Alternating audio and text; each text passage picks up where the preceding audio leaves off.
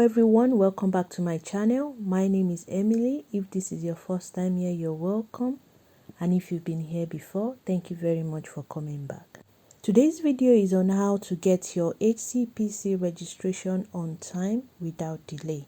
So the HCPC registration is a type of registration that is required for certain health and care professionals, such as biomedical scientists. But the HCPC regulates about 15 professions, which also includes clinical scientists, paramedics, occupational therapists, and so on.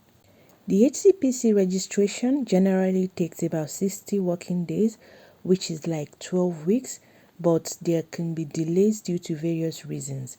So in this video, I'm going to give you 10 simple steps which you can follow, and that will enable you to get your HCPC registration fast without any delays.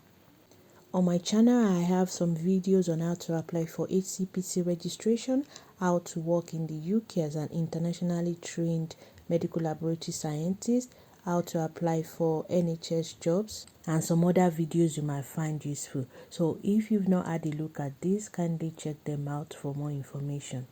Also, please do not forget to like and subscribe to my channel. Thank you very much. So without further ado, let's get straight into the video. The very first step you need to follow is to look through the HCPC standards and make sure that you meet these standards. The HCPC has got standards of conduct, performance and ethics, standards of proficiency, standards of continual professional development, and so on.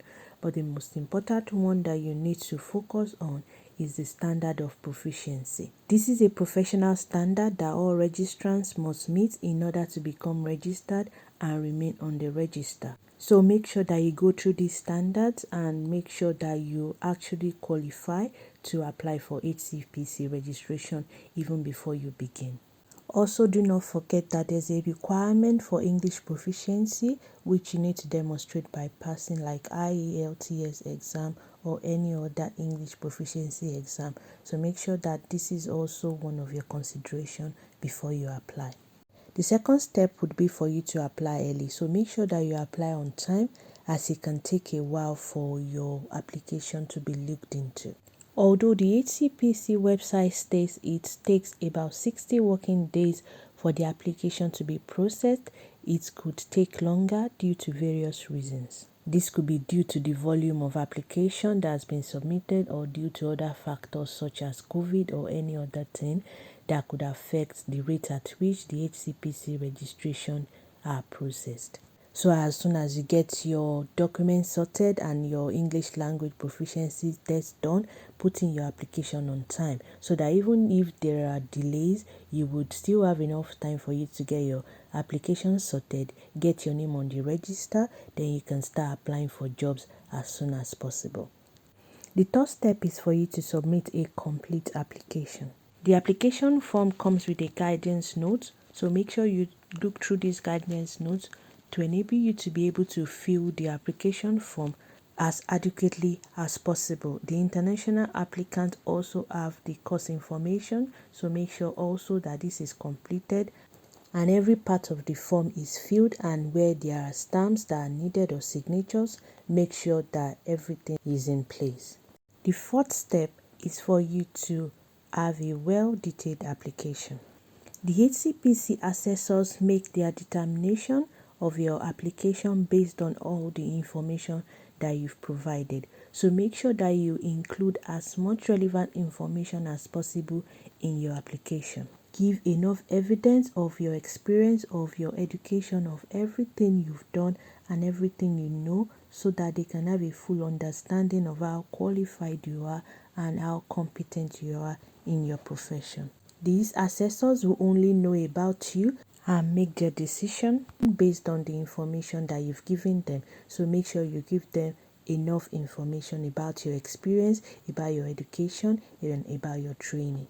If you do not include enough information that is needed, the HCPC will need to write you via a record of assessment, and when you are able to assess this, you'll be requested to send them more information, and this will cause the process to take significantly more time and delays in them getting your application sorted. So make sure right from the start you include as much information as possible.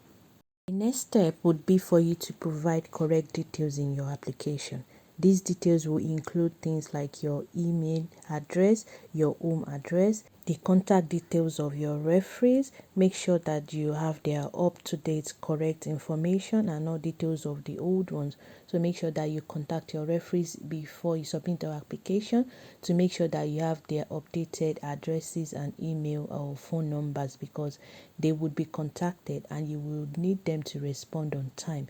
But if you have their old email, they won't be able to get it on time, and that would delay your application further. Also, details of how to pay your scrutiny fee would probably be sent by email, so make sure that you give the right details so you can get all this information on time and your application is processed on time. The sixth step would be for you to provide the correct documents.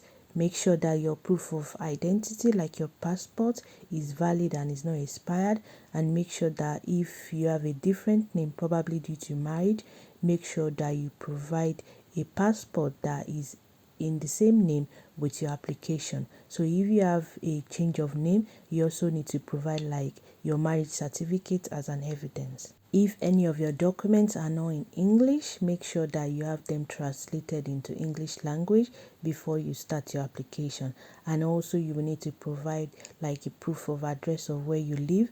Make sure that this is in your name, the same name on your application, and it is a current address, and this document is dated within the last 6 months.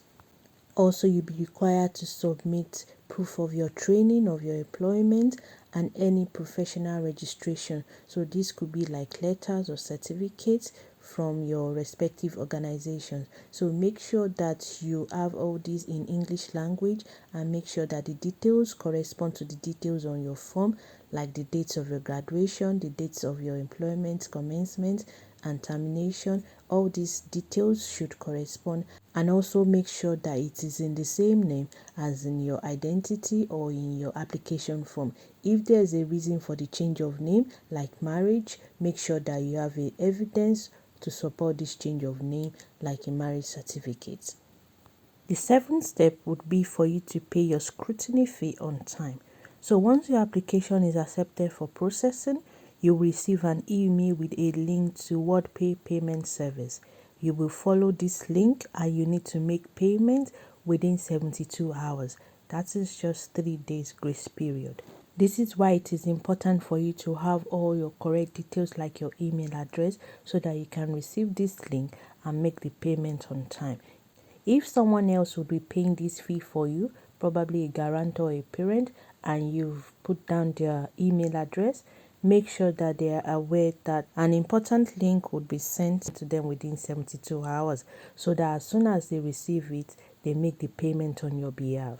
If you do not have access to this link or make payments within this time frame of 72 hours, you will need to call the HCPC and you will need to make the payment by debit or a credit card, and this will definitely delay your application, as they cannot process your application without you making this payment. And once you make this payment, it means that your application has been accepted for processing. So at this point, you can contact your referees again and let them know that they will be contacted shortly in regards to your reference, so they are aware, and also so that they can respond on time and prevent further delays.